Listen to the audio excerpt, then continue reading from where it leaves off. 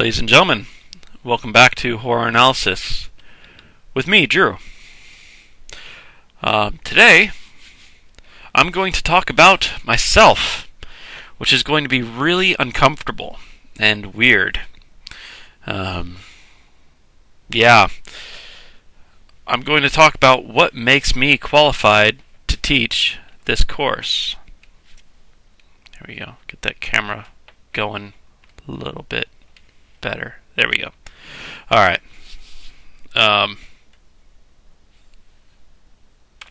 So my CV, my curriculum vitae. What makes me qualified to teach this course? Nothing. I'm not qualified to teach the course. Admittedly. I'm teaching the course because it would be the coolest course ever, and no one else is teaching it. I would love to be a student in this course, but no one's teaching it. So I'm going to attempt to teach it. I'm going to do the best job I can to teach it. I'll go over my meager qualifications in a bit. I'll start off with my history in horror, with horror. My personal history with the horror genre.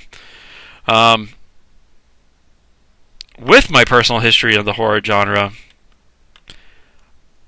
you'd expect me to be the last person to teach this course. You'd expect me to be the last person to take the course if it were offered. As a child, I was scared of everything. I was scared of my own shadow, in essence. I had no exposure to the genre at all. My parents didn't watch horror, didn't read horror.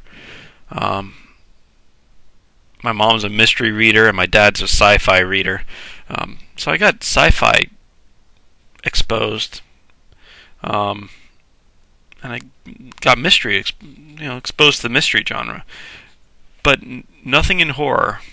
I found out a few years ago that one of the first dates they went on was to Exorcist, and it freaked my mom out so much that she wouldn't do anything else about it. So there was never horror in my house when I was growing up, and I was frightened of everything.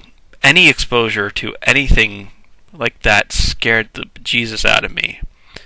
There's three big things that frighten me still to this day: creepy music and soundtracks, jumping out at me, and ghosts. They frighten the heck out of me. Ghosts more than anything. The poorest ghost story will frighten me to, keep me up at night. And it doesn't have to be good. It'll just scare the bejesus out of me because it's a ghost story. Jumping out at you scares.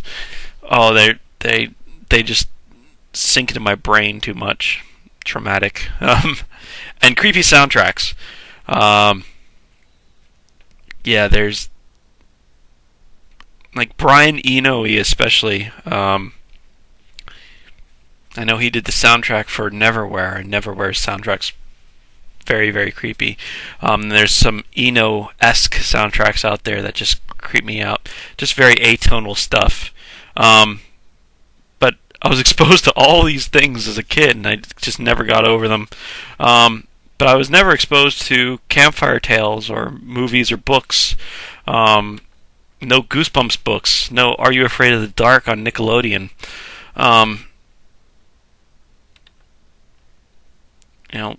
What I was exposed to scared the bejesus out of me, like Christmas Carol, because you can't grow up and not be exposed to the Christmas Carol. And of course, the ghost of Jacob Marley, Ghost of Marley, scares most people, I think, but kids especially. And it was too, like, I was duck my head and cover my eyes and stuff. And of course, the Ghost of Christmas to Come future. That's pretty much is a frightening feature. It's the Grim Reaper, in other words. and that scared the crap out of me, especially when Scrooge is quasi-buried alive. I couldn't handle the Disney version. The Mickey Mouse's Christmas freaked me out too much. The only version I could watch was Bugs Bunny's, and that was Bugs Bunny dressing up as a ghost by wearing a sheet on his head and banging a bass drum, a marching band bass drum. Boom, boom, boom. To keep Yosemite Sam up, so Yosemite Sam wouldn't sleep and be freaked out. Yeah, that was alright. I could deal with the Bugs Bunny one. I could not deal with even Mickey's one. And the movie versions, several versions of Christmas Carol, I just couldn't watch the live versions. Even the play versions I couldn't watch. The Legend of Sleepy Hollow, even the Disney version scared the crap out of me. I couldn't handle it. There was no version that I could handle of that up until I grew up. Actually, I owned Sleeping Hollow. The Christina Ricci, Johnny Depp, Christopher Lee version.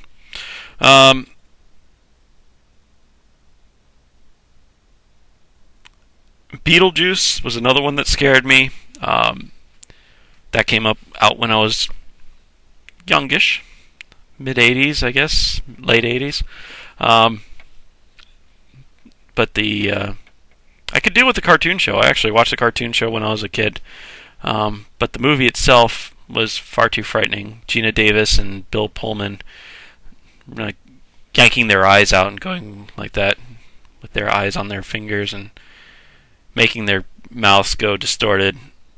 Just way too much for me. Ghostbusters, I couldn't watch Ghostbusters. Well, I could after a certain point. I couldn't watch anything with the librarian, the ghost librarian, which is the opening scene. And I couldn't watch Slimer stuff because that freaked me out. After that, I was okay. I was like freaked out at some of this stuff, but it wasn't stuff I could handle.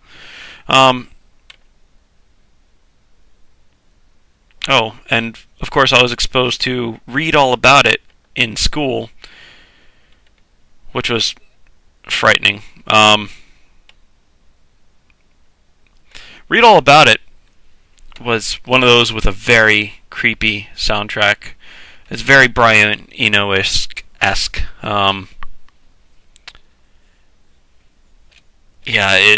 It's weird. And the bad guy's a disembodied head. And the little kids have to save the world from the disembodied head monster. And they're very loud. So it was a Canadian TV show, and we of course were told, shown it in elementary school. I have my boiling water here. It's very hot still. We were shown it in second and third grade. Third and fourth grades. It was really creepy. I couldn't handle it. You can find it, actually, if you're interested. You can find it on YouTube. I recommend it now, as an adult. It's cheesy and definitely geared towards kids, but it's creepy in places even now. And the soundtrack, if they had the soundtrack changed to something, normal, I wouldn't have been this scared of it, I don't think. But I was frightened by everything. I watched my first horror movie, I suppose, at 10 or 12, between the ages of 10 and 12. That was Jaws. And I don't like the water anyway. I never did. I don't like boats. I don't like getting on boats. and I don't get on boats even today. But of course, Jaws stopped me from going into pools for about a year. The next horror movie is sort of a horror comedy that I've seen was Army of Darkness, which was the first one I really enjoyed. I enjoyed Jaws too. I thought it was good. I actually made it through it, but it scared me, kept me up at night, which is the point of horror movies. Army of Darkness, I don't know if it kept me up at night. It was too actiony, I suppose, and a horror comedy as well. I watched that before high school. In high school, I started to loosen up a little bit. I was still terrified by many things, and I wasn't into the horror genre as such yet. But I was starting to, try to force myself to be a man about certain things, I suppose. So in high school, I watched Scream came out, so I watched Scream. I actually watched Scream 2 in the theaters. I think that was the first horror-esque movie I saw in the theaters. I watched Carrie and The Shining from the rent video store, the De Palma Carrie, and the Kubrick Shining. Some Stephen King for you. The originals. And of course, those kept me up for a couple of days each, a couple of weeks in The Shining's case. And that's Ghost creeped me out. Carrie was alright. I wasn't too scared of Carrie. The scene at the end with the hand, yeah, that's creepy.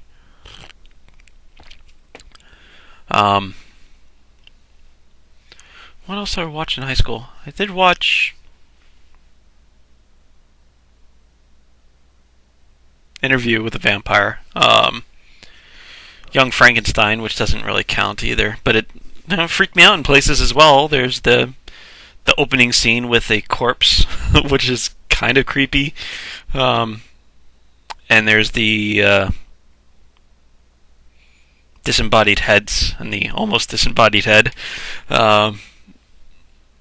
halfway through the movie, which is also kind of gross and kind of scary for a high schooler. And when I said I couldn't sleep, I mean I literally couldn't sleep. This stuff kept me up. I could not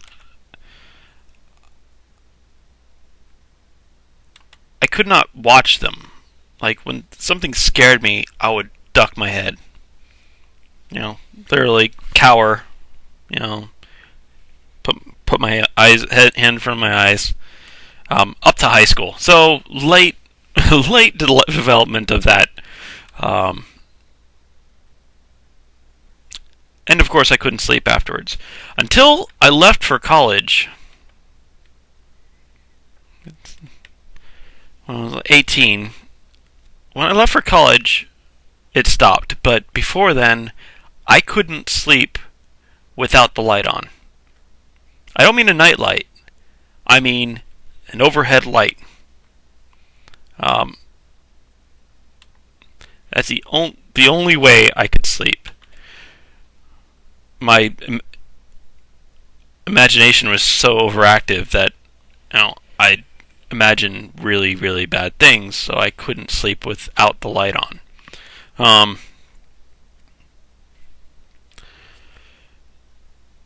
When I went to college, I wasn't going to be seen as, like, I was in a dorm, so I didn't have that option. So I slept with the light off. And now I actually can't sleep with the light on at all. Unless, of course, I'm reading a ghost story. Dew McKee actually kept me up for that long, a couple of nights.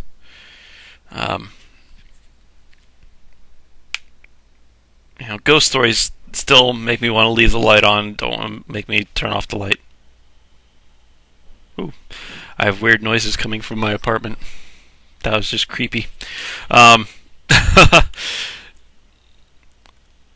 but in college, I started watching more horror stuff with friends. More Stephen King stuff, like Sometimes They Come Back, that kind of thing. Um, and a mix of other things as well. Um, I guess I watched. Oh, I guess I watched The Haunting and Blair Witch Project right as I was leaving high school too. No, before that. Yeah, it was before that. Because I know The Haunting. Blair Witch never affected me, but The Haunting, which wasn't a good movie really. Um, Good special effects. It's the Catherine Zeta-Jones version I'm talking about here. Um, the remake of the 1950s version. Yeah, it was very good special effects, and that scared me. A lot of jump out at yous too, and ghosts just scare me the bejesus out of me anyway. Sorry, went off topic there. So during college, I watched more horror movies, and I was able to start sleeping with the light off.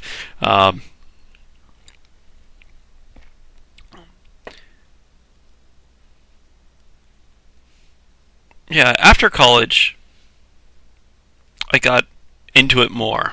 I started working at a bookstore, so um, I was able to indulge my reading. I was started to read heavily after college as well, so I was indulging my reading and reading a lot of horror as well. Here's where we go into my other qualifications, or my other so-called qualifications. So I guess we'll throw this one up. I have a Bachelor's of Arts from Florida International University. Majored in philosophy, focused on axiology, specifically the philosophy of art.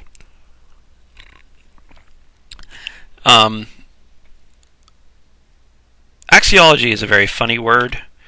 It just means value theory.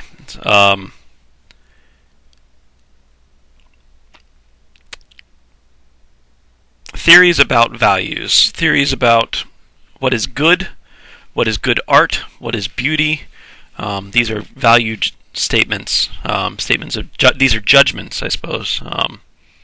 If you're Kant, you know,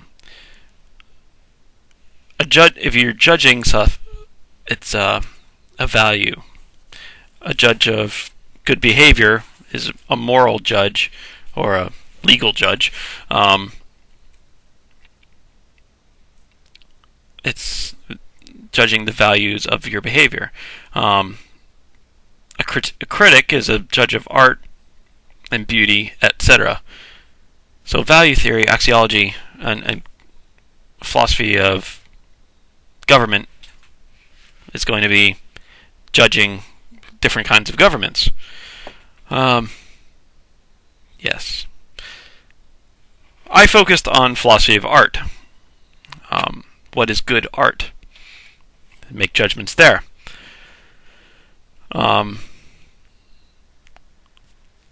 I jumped into this so much. I took every course on philosophy of art I could,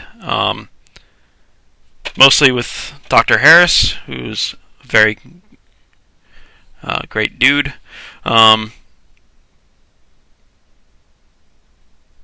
And very much got me interested in philosophy of art. I'm losing my train of thought. Oh, well, after college, I suppose I continued with it. I started compiling my aesthetic manifesto, my big, huge philosophy of art paper that was going to, prove my theory of art. I have a slide for that too. My masterwork, my philosophy of art masterwork. Did I want to go over all this? I thought I did.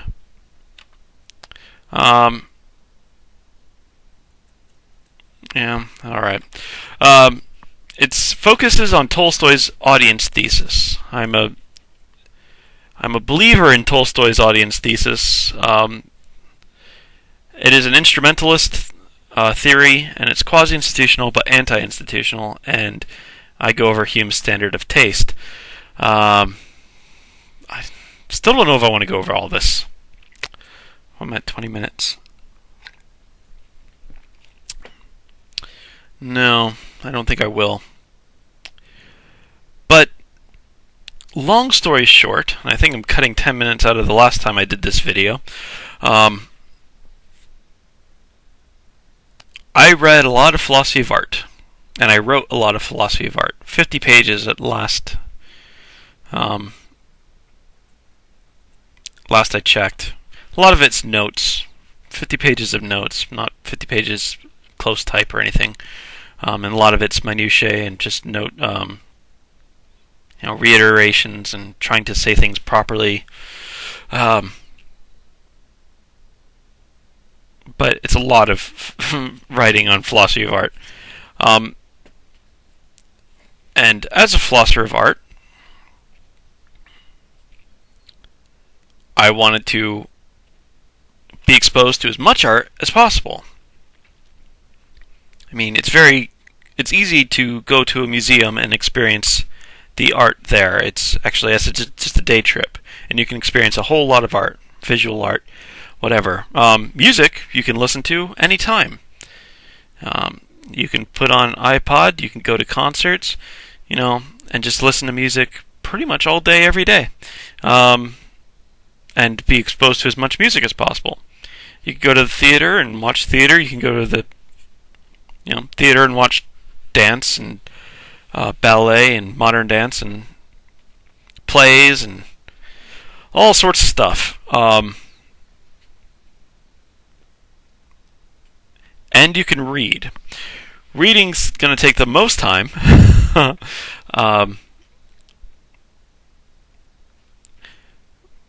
And watch movies, of course. You can watch movies. Reading's going to take the most time. A book will take you a week to read.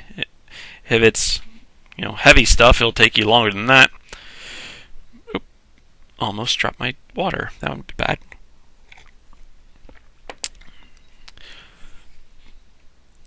So I was trying to read a lot. I didn't read a lot when I was in high school. I read the bare minimum to get me through my courses. If I had a book report, I'd be reading a book. Otherwise, I wouldn't. Which is weird, because now I read all the time.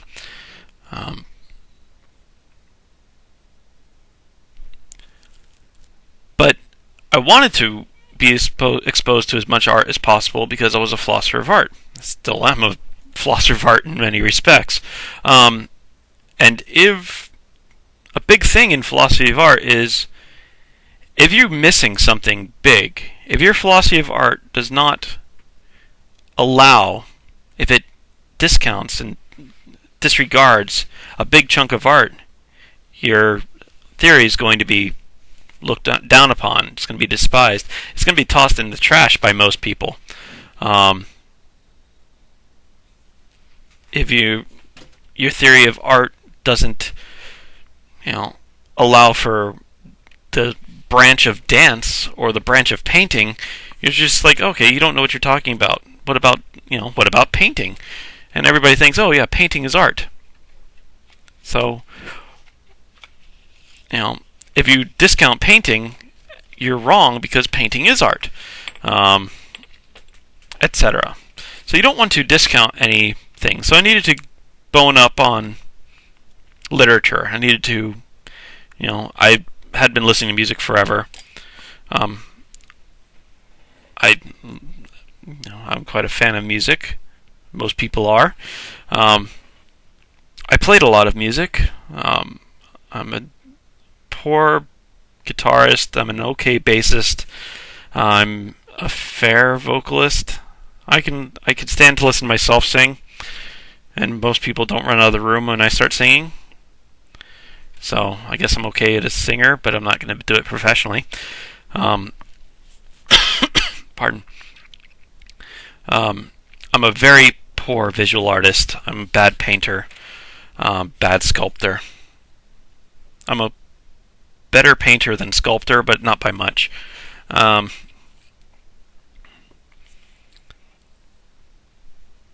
Oh, I'm jumping ahead now. Sorry. But, as a musician, I was listening to a lot of music. I actually worked in a music store for a while in high school. A guitar store, music store, not a CD store, music store. So I was exposed to a lot of music that way, by people playing it, and performances. In that people who come in to look at guitars, play guitars, and play funny stuff. Like, hey, that's cool. So you get a lot of amateur performances by hanging out in music stores, guitar stores. I didn't want to discount any of these types of art, so I wanted to read as much as I could and watch as many movies as I could. And, of course, horror was one that I was light on because I grew up not having any horror exposed to me. So I sort of delved into horror a bit. Read Dracula, loved it. Read a few things. I know my earliest ones were... I read more Stephen King, I think. Not the big ones. I read Carrie, I guess. I didn't read The Shining till much later. No, that was a lot much later. Anyway, I'm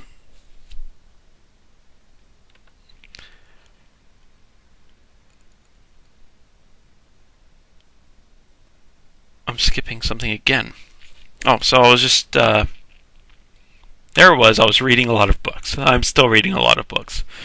But after college, what I did, I worked in a bookstore for a year.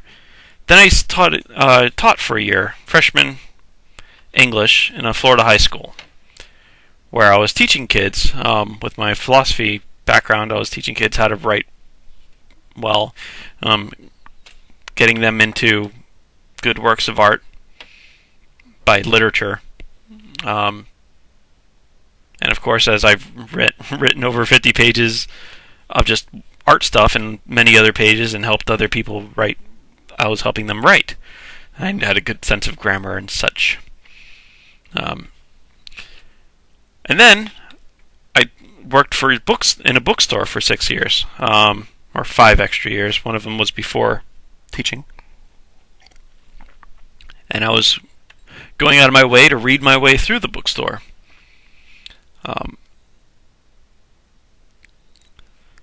But I also started writing fiction. There is another philosopher of art called Collingwood, RG, I think is his initials. I don't think he has he has a name, obviously, but I don't know what it is. RG Collingwood? I'm almost positive that's it. He distinguishes in his writing between artist aestheticians and philosopher aestheticians. Briefly, and it's not doing justice to Collingwood to simplify it this much, but briefly, an artist aesthetician is an artist who's writing about aesthetics, as about philosophy of art, and he's, from his perspective as an artist, he talks about art. Philosopher aesthetician is a philosopher who's writing about art, or aesthetics, which is almost the same thing but not quite. Aesthetics is more philosophy of beauty, and philosophy of art is philosophy of art. But sometimes people use them interchangeably. Philosopher aestheticians are philosophers. The difference, very cynical. I'm a cynical person. If you're going to be very cynical, an artist philosopher writes about art. He knows about art, but he doesn't know how to express it well. He'll talk about art, but no one understands what he's talking about because he's not very scientific. A philosopher aesthetician is very scientific and can talk very well and explain things to people, but in that he's not an artist, he doesn't know what the heck he's talking about. So he can explain it, but he doesn't know what he's talking about. This is not fair to philosopher aestheticians because many of them do know what they're talking about.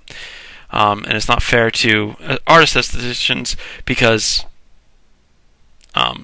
many of them are very clear in their writings.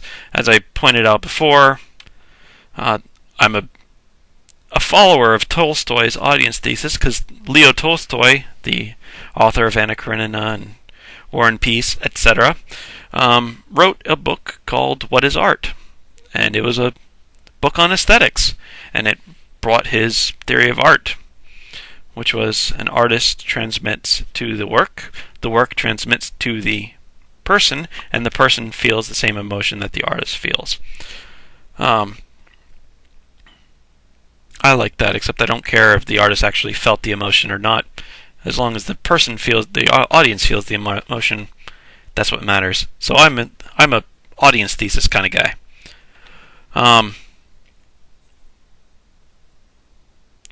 And of course, I wouldn't be a Tolstoy fan if Tolstoy wasn't clear. He wasn't exactly scientific, but he was certainly clear in what he was talking about. And he expressed himself well. There's a lot of philosopher-aestheticians, of course, who know a lot about art, like Noel Carroll, who's one of the preeminent philosophers of art in the country today. Maybe the preeminent, definitely the preeminent philosopher of horror, but maybe one of the top 5 preeminent philosophers of art. And of course he knows about art. I don't know if he's an artist himself or considers himself an artist, but he's certainly very scientific as well. I wanted to tap the creative side. I didn't want to be purely a philosopher aesthetician. I wanted to be an artist aesthetician. So I buckled down and started writing fiction. I, of course, wrote 50 pages of nonfiction. I'm bad at visual arts, sculpting. I'm not good at painting. I'm a little bit better at, but not great. And I've gone as far as I can vocally and guitar and bass. I can't get any better. I'm as good as I'm going to get. I could practice more and get a little bit better, but the talent isn't all that there.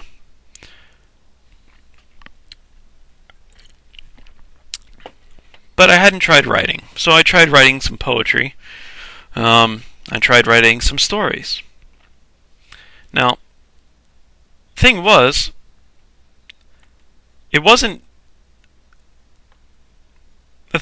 what happened? What came out? I'll get my notes here. What came out? My first story was a horror story. Like, wow, that's weird. Not usually into horror. Not as much as, other people are. Yeah, but my first story was a horror story. I was like, wow, that's cool. Alright, my next story. It's another horror story. I didn't plan on this. I wasn't focusing on horror at the time. My third story, also a horror story. There's a trend developing. My fourth story, also a horror story. And then after that I broke up and did other stuff as well. But, the first 4 stories I wrote were horror stories. And I liked them, too. I still like them. I don't think they're very good now, but they're enjoyable for me. And it was, in this, I wrote a vampire story. That was the first story I wrote. And it's still the one I like the most. I wanted to I liked it so much I wanted to see if I'm ripping off. Am I ripping off somebody from this? The concepts that I'm getting, are these mine, or am I? Did I just hear about it someplace and I'm going over it? So I read as much vampire fiction as I could, and then I read a bunch of other horror stuff. The ghosts. When I wrote a ghost story, I was like, oh, I've got to read a bunch of ghost stories now. Oh, ghosts still freak me out though. I think I gave up on that more because I don't want to research any ghost stuff as much. That was my free time, and I was working in a bookstore at this time when I started writing. So, I was reading my way through the horror section, reading my way through as many vampire books as I can get my hands on, many other horror stories.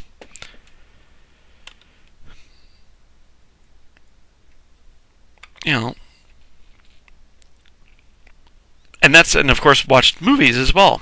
So I was really trying to focus on. That's when I really got into horror. And for about the last 10 years, I've been really, really into horror. Even more so. I mean, I still write philosophy. I don't write as much philosophy of art. I still think about it constantly because it's ingrained, so deeply ingrained in my head. But I don't write as much about it. Will someday go back to my manifesto, my magnum opus, and continue on it. But what did I call it here? Masterwork. That's a good word for it too. But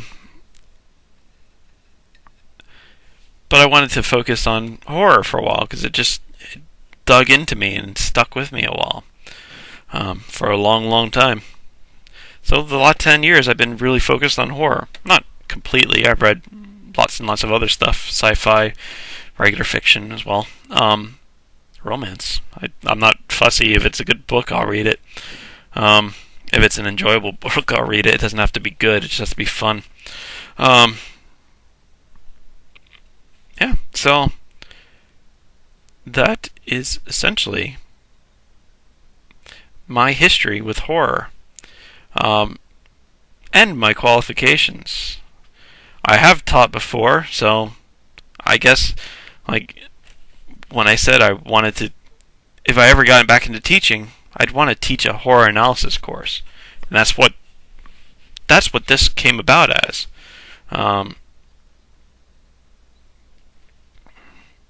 Because this would be a cool course. And I do have the philosophy background, and since a third of the text in this is philosophy of horror by Noel Carroll, I certainly have the background to tackle that book.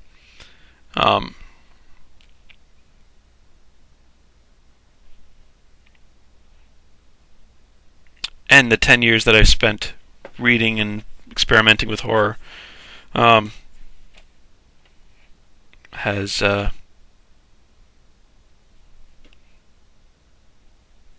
qualified me a bit more for this as well.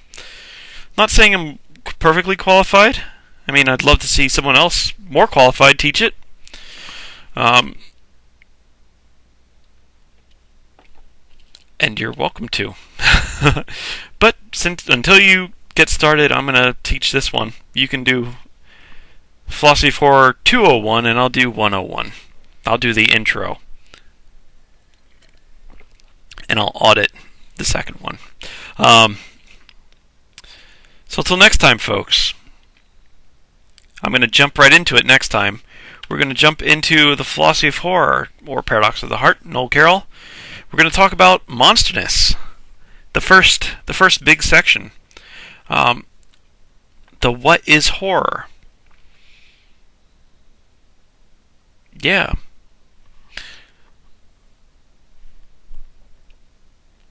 So till then, my name is Drew. Have a great night. See you next time.